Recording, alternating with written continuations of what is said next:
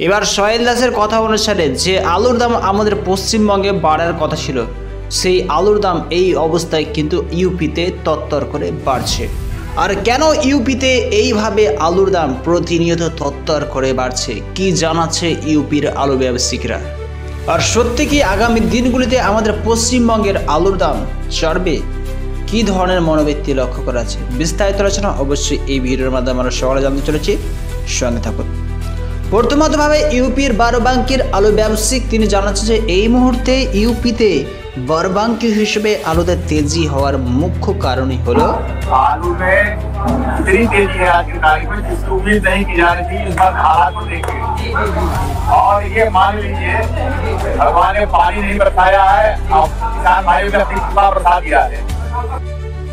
বর্তমান সময়ে আলুর কন্ডিশন থেকে এই মুহূর্তে যে আলুর দাম এতটা বেড়ে যাবে, এই ভাবনাটা কোনো চাষি ভাই, কোনো ব্যবসায়িক ভাইদের মস্তিষ্কে কিন্তু আসেনি। আর এটা হলো ঈশ্বরের এক প্রকারের কৃপা বললেই চলে। सारे माल पर तेजी है, किसी पर तेजी नहीं है। खाने वाला बोने वाला दोनों डिमांड हो गया ना, खाने वाले का भी डिमांड है, बोने वाले का डिमांड है।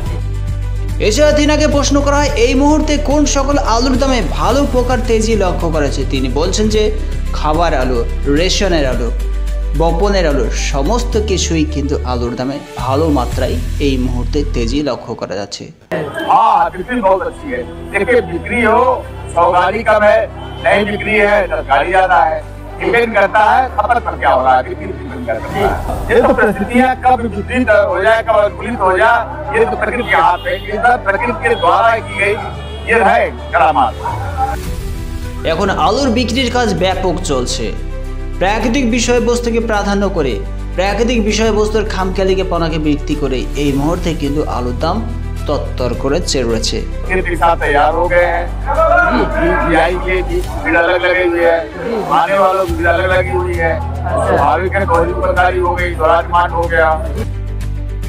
খাবার আলুর জন্য যেমন আলাদা আলাদা ব্যবসায়িকরা আলাদা আলাদা স্থানে ভিড় করছে, সেই রকমভাবে আলুর বীজ কেনার জন্য এক বা একাধিক চাষি ভাইরাও ভিড় করছে, যার ফলে হিউজ পরিমাণে মাল আসার পরেও আলুর দাম কমছে না, বরং বীজ এবং আলুর দাম, রেশনের আলুর দাম উভয় কিন্তু তত্তর করে প্রতিনিয়ত বাড়ছে।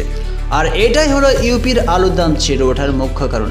বিভিন্ন কোল্ড স্টোরগুলি থেকে ইউপি হিসাবে যেমন ব্যাপক পরিমাণে চাষি ভাইরা আলু নিকাশি করছে বীজ হিসাবে, সেই রকমভাবে বিভিন্ন মান্ডিগুলিতে আলু হিউজ পরিমাণে আসার পরেও কিন্তু আলু স্টক হয়ে থাকছে না, প্রতিনিয়তভাবে বিক্রি হয়ে যাচ্ছে। এবার যদি আমরা পশ্চিমবঙ্গের আলুর দামের দিকে দৃষ্টিপাত করি, তবে লক্ষ্য করেছে এক বা একাধিক ব্যবসায়িক ভাইরা আমাদের পশ্চিমবঙ্গের বিভিন্ন কোল্ড স্টোরগুলিতে যেমন তারা আলু রাখেনি, সেই রকমভাবে এক বা একাধিক চাষি ভাইদের হাতে বন্ড রয়েছে। সেই সমস্ত আলুর বন্ডগুলো নিয়ে ব্যবসায়িক ভাইরা অনায়াসে আলু বিক্রি করছে, কোনো প্রকার কম্পিটিশন নেই, যার ফলে এই অবস্থায় আমাদের পশ্চিমবঙ্গের আলুর দামটা বিভিন্ন কোল্ড স্টোরে উত্তরবঙ্গ থেকে শুরু করে দক্ষিণবঙ্গের বিভিন্ন ইউনিটগুলিতে বেড়ে উঠছে না। যদি এই অবস্থায় ব্যবসায়িক ভাইদের হাতে বন্ড থাকতো 100 ভাগের মধ্যে 60%, তবে অবশ্যই এই সময় কিন্তু পশ্চিমবঙ্গের আলুর বন্ডের দাম, ব্যবসায়িক ভাইদের রেডি আলুর দাম আবারও বাড়তে শুরু হতো। কিন্তু এই ধরনের মার্কেট মূল্যে এই ধরনের কারসাজি আর বেশি দিন চলবে না।